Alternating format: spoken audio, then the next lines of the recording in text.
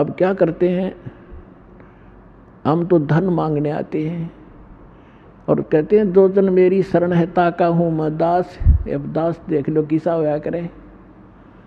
दास किसे कहते हैं, दास की परिभाषा सुनाता हूँ।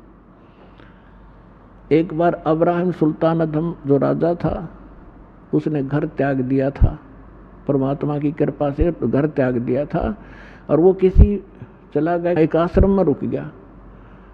उस आश्रम में सब दास कहें अपने आप को, फलाना दास फलाना दास, और थोड़ी बात पर एक दूसरे का न्याख काट लड़ने लगे, तू क्या बन रहा है।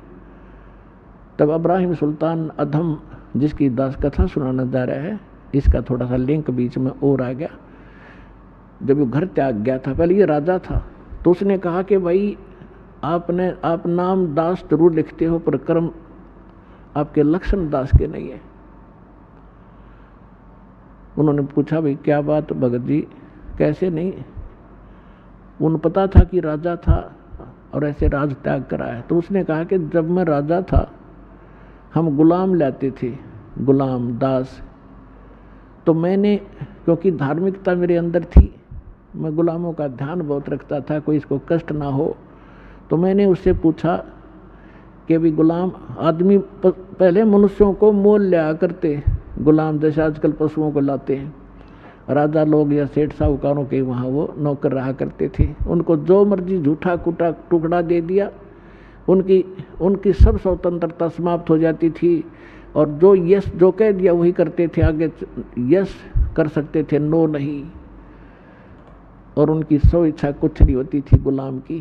तो अब्राहिम सुल्तान ने कहा कि मैंने उससे पूछा कि ए गुलाम तेरा क्या नाम है।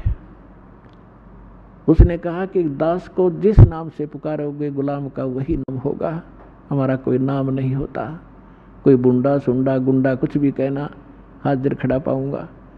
आपको कौन सा भोजन रुचिकार है। कहने लगा दास की कोई इच्छा नहीं होती, जो झूठा कूठा दोगे हम उसी में संतुष्ट होते हैं।